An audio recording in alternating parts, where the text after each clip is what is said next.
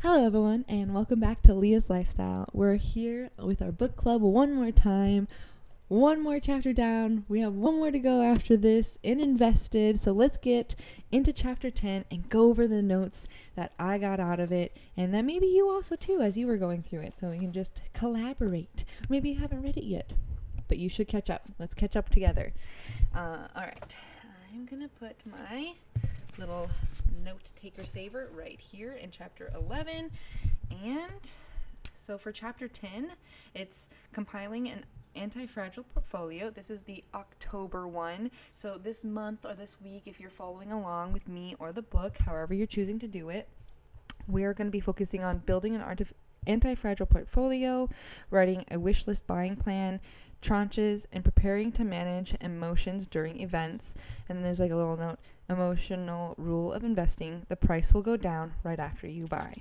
So the first section that I took some highlights on here is when you buy because you have to, what are the chances you're going to get a bargain on a great company? I think that's a great thing to keep in mind. Patience and knowing what you're buying are what separate investors from speculators. The secret to good investing is to wait. Try to remember that you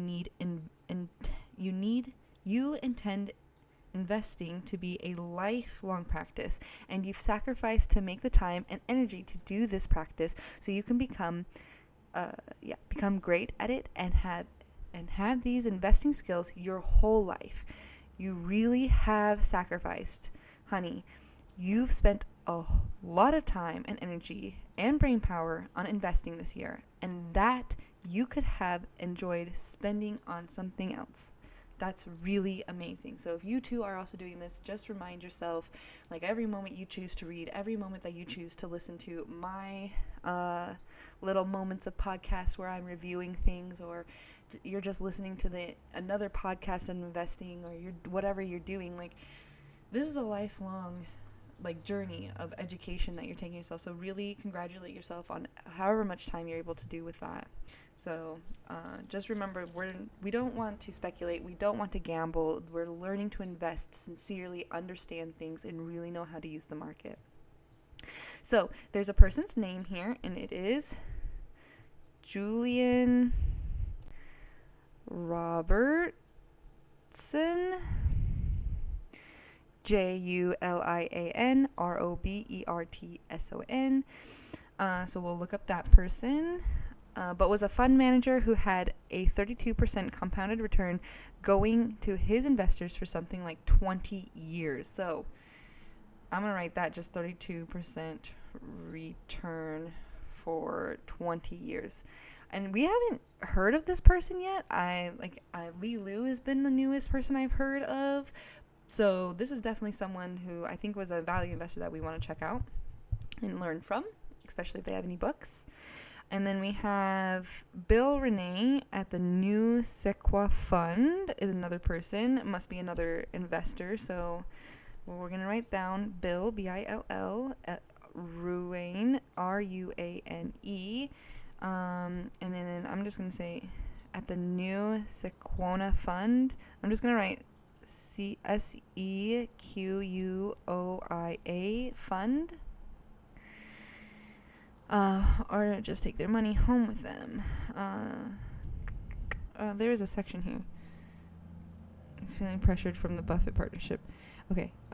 Oh yeah, because this section was talking about how Buffett stopped investing at a certain time with his partner Buffettship, and that he wasn't the only one. This Bill Renane also, from that one, also stopped doing for a similar reason, where they didn't just stop investing because they couldn't invest. It's just that people were pressuring them.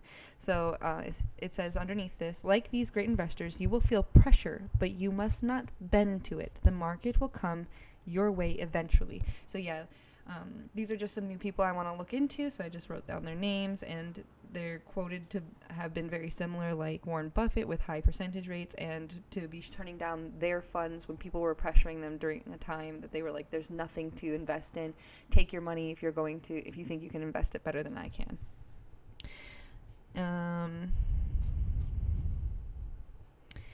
Okay, and then a little note on that. If you don't have a company that meets our rule number 1 criteria, then you do not buy. And so I'm just going to make a little reminder to myself. Don't feel pressure to buy if no business meets our Rule 1 criteria. And then in big letters, I'm going to write, do not buy. Do not buy. And I'm just going to put some big stars here, so I just encircle this. So I just remember this for myself. I think it's just a good thing just to keep reminding yourself, like, I'm not forced to buy. I'm a Rule 1 long-term investor. I plan to get the 10, 20 years compounded rate. I'm 30. I don't want to take this money out until I'm at least 60, 70 years old when I'm looking at retirement. So this is, got to keep that mindset, got to keep reminding ourselves. What I need to know is how to prepare when they get to my buy price. How much of each company on my wish list should I buy, and in what order? Building an anti-fragile portfolio is what rule number 1 is all about. So I'm going to write, because that's the next section that we're going into, is anti-fragile portfolio. Not me forgetting how to spell portfolio for a second. Okay. The first thing that I wrote here is there's a book. Of course, there's a book. So I'm going to write that down because we're going to look into that. I'll just write book, a big star, and it's called Anti-Fragile. Antifragile. And the rest of it, it's a bit of a longer name. Things That Gain from Disorder by Nassim Nicholas Taleb. So the rest of the name, Anti-Fragile, and then 2 little, I forget what they're called, and then Things That Gain from Disorder by Nassim Nicholas, Nicholas, Taleb, Taleb, and I'm just gonna make sure that I remember another thing I'm gonna circle, and then write read. Okay, and in this book, they say that it says, suggests the great results come from strategies that benefit from chaos to the point that they are anti-fragile, a term coined by Taleb that means something that benefits from and is made stronger by adverse events. The advice I have always heard is to diversify among companies, industries, and even stock markets. Diversify, diversify, diversify. And I feel like I've heard the same thing over and over and over. Buying wonderful companies with missions and moats when those businesses go on sale creates an anti-fragile rule number 1 portfolio in 2 surprising ways. So I'm going to write I'm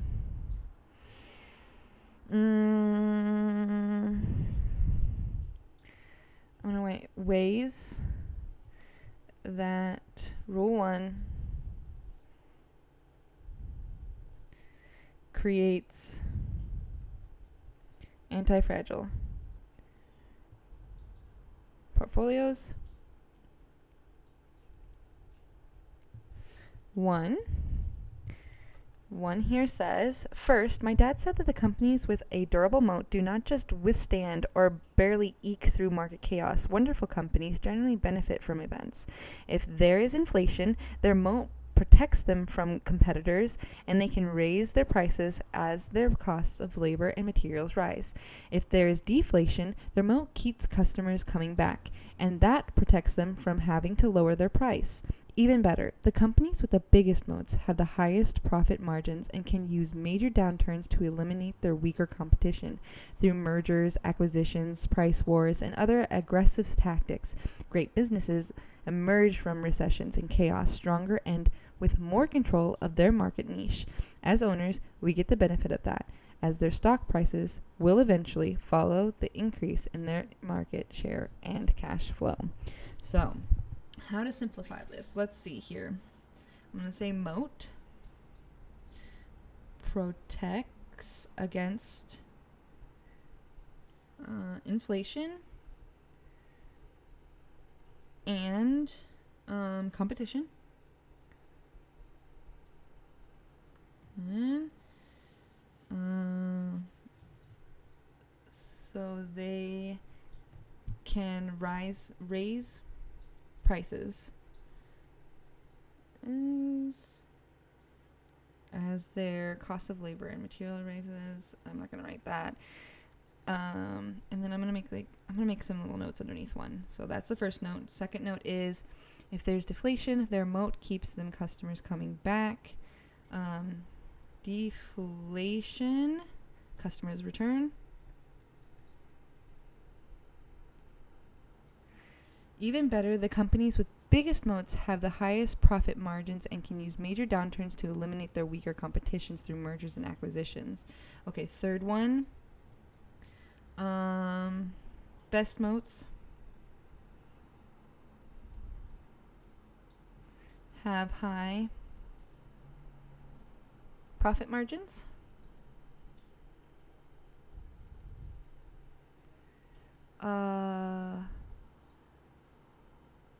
Eliminates competition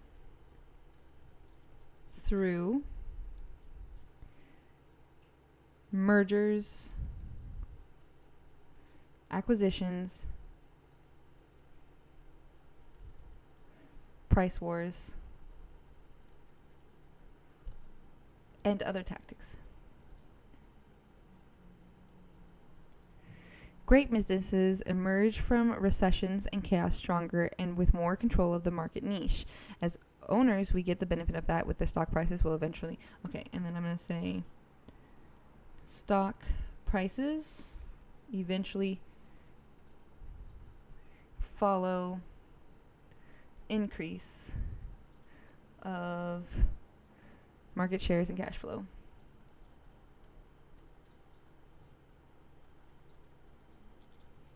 Okay.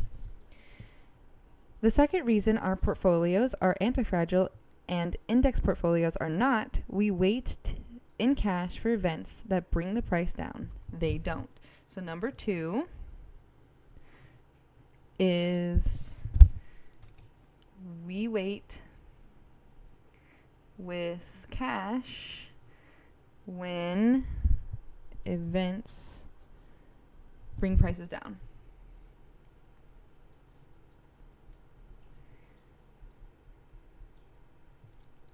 And that's just like holding cash. I mean, you can, right? You can keep it in a high yield interest thing, or high yield bank or whatever that keeps in at least 3%. But however you do choose to do it, just make sure that it's liquid, that way it's easy to come out. You don't have to wait for it. You can use it right away, right? Okay, so to continue on that, it says, I can buy all these companies, but if I pay too high a price, as Charlie says, the vicissitudes of life, those ups and downs that we call events, will massively reduce our overall returns. I could get that 7% we talked about back in February in an indexed, diversified portfolio if I have 20 years to recover from a big recession. But if I wanted to get to financial freedom, I needed to keep my buy price low, wait in cash, and be ready to take action when chaos hits. Buffett describes it by saying we want to be ready to run outside carrying a washtub when it's raining gold. To continue on that, you have to make sure to have investing funds available when a recession hits. If you can do that, you'll eventually have a portfolio of wonderful businesses that you bought on sale in times of crisis that can sell for huge profits when things go back to normal. That's the key to having a portfolio that is anti-fragile. I think a big thing also about when things go back to normal and having that chance to sell, you can do that, but don't forget that the point is to hold on to these. You're almost never going to be able to buy into a company at that low point that you once got it, right? So the big thing is to remember is, even though you see it go really high, the only time you really want to sell it at like a really high point before the time of like you getting ready for your retirement and whatnot is when it's so high, right? When it's so proportionally out of reach that you're like, I don't think it's ever going to reach that again. And you know this because you've paid attention to the free cash flow and all the other numbers, and you recognize that something's changed in the business where it's never going to keep growing. That's like, it's hit its end. You can tell the company's coming to an end. It's no longer a beautiful, wonderful company anymore. You know it's not where it's supposed to be. That's when you want to sell. So the next thing we're going to talk about is passive aggressive strategy.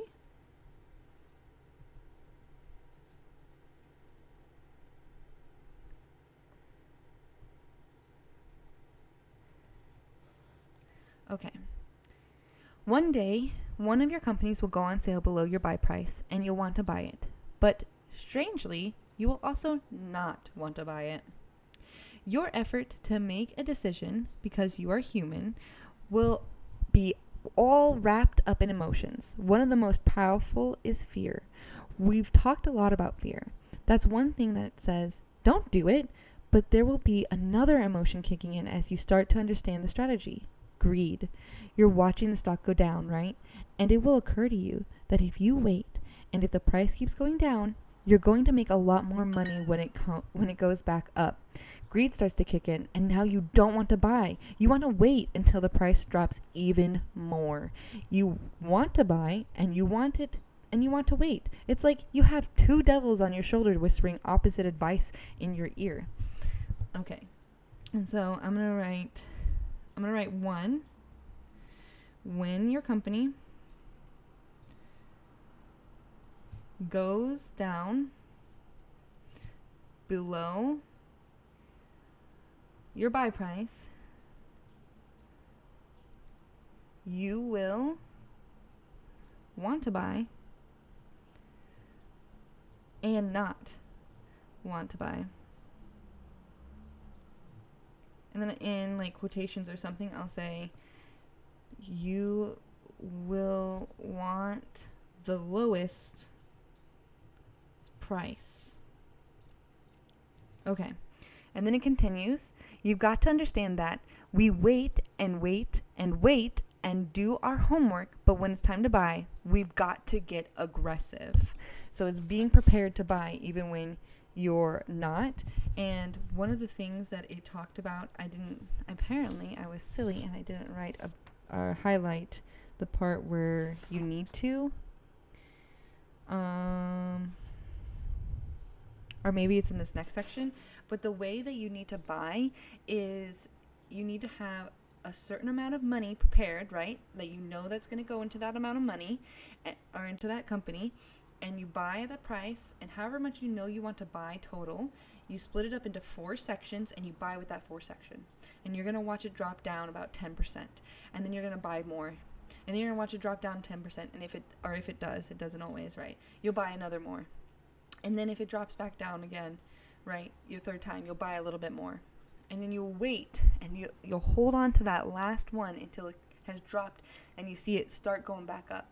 And that is when you buy with the last bit. So that way you've bought in increments as it's dropped down, and you've gotten the lowest price, but you've also gotten below where you know the buy price is at, right? So I'm going to make a little note underneath my passive-aggressive strategy. Buy in increments of 4, 10% after the first 3 times, then wait for the turnaround for the 4th. Okay. Got to switch my paper here. The next thing we're looking at to talk about is the in case of emergency buying plan. Oh, I actually think this is where they talk about it. I got excited. But that is what they talk about next. So, but I'll still go over. I'm going to take the notes and stuff on it. But that way you kind of, that's like a shortened little explanation from it.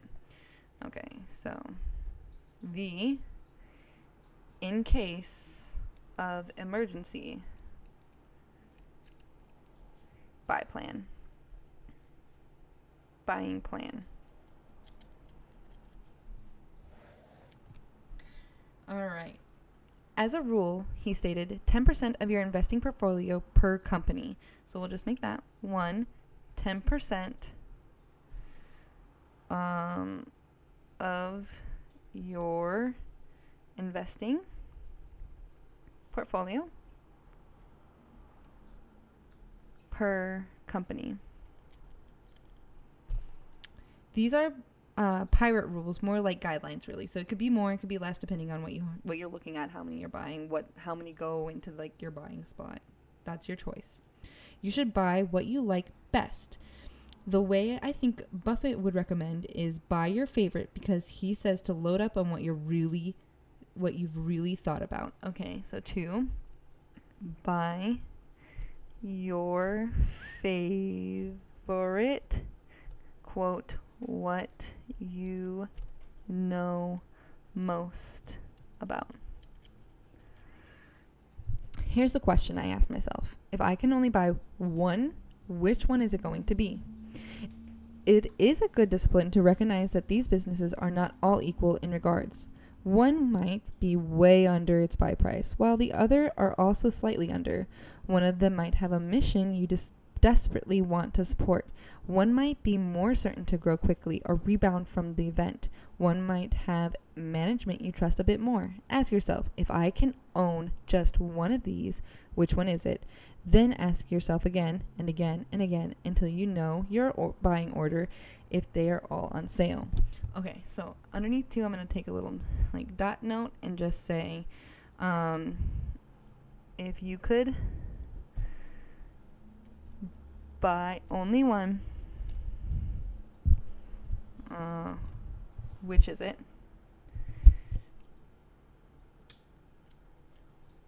Do that over and over again for the buying order. Okay.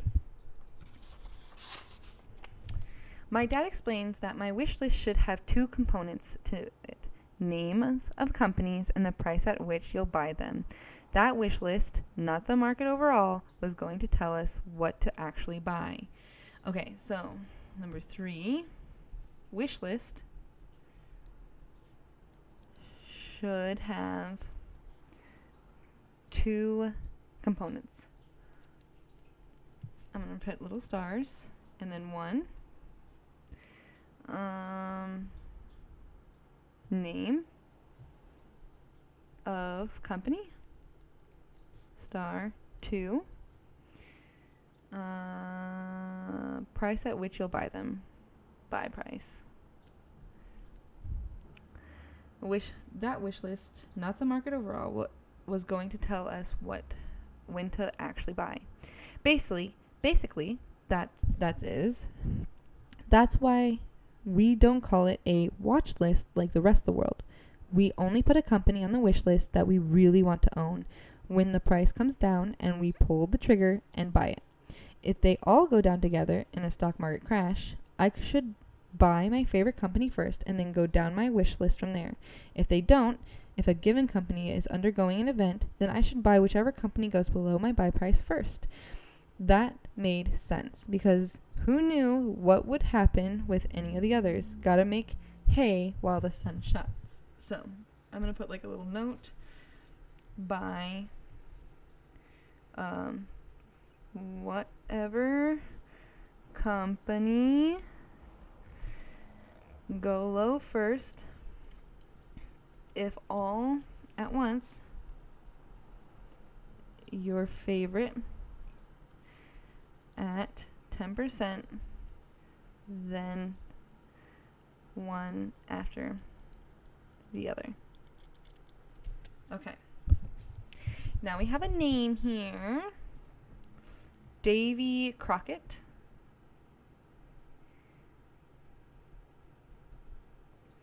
Which is a TV person, but they just note him as someone that, the dad liked, so I just want to look into him a little bit. On TV, when I was about 8 years old, first be sure you're right, then go ahead. Warren Buffett, which is something he said. He thought Davy was really cool, and he used that a lot in his life. Warren Buffett must have been channeling David Crockett because he came up with the inverse. If you are at all unsure of what to do, wait. Do not go ahead. And that's why, to protect your emotions as a new investor, I want you to buy a bit differently than one chunk all at once. I want you to allocate 4 slices of money or tranches for each company. Okay. Next to Davy Crockett, I'm just going to write first, be sure you're right. Then go. Okay. And then we're going to talk about tranches. So I'm writing buying in tranches. Okay. A tranche is a financial industrial complex term for slice or portion. So I'm just going to write tranche, because I didn't know that. And I'll write slice or portion. So your tranche system assumes that the price will go down and lets me take advantage of the falling stock price. If you're nervous because you don't like the idea of the stock price going down after you bought the company, your intuition might be telling you that you don't understand the business well enough to own it. The cake is my entire... This is like an idea that he's using. He's talking about a cake. The cake is my entire investing budget for a given company. And each layer is a tranche, 25% of what I want to spend on that company. I buy my first tranche at 25%, then wait for the price to go down another 10% or so, and buy my second tranche. After another 10% drop, I buy my third tranche. With the last tranche, I just wait. Let the thing drop as far as it wants to drop. I might go down another 30%, wait, and when you're pretty sure it's not going down any farther and it's starting to go back up, buy the fourth tranche. Okay.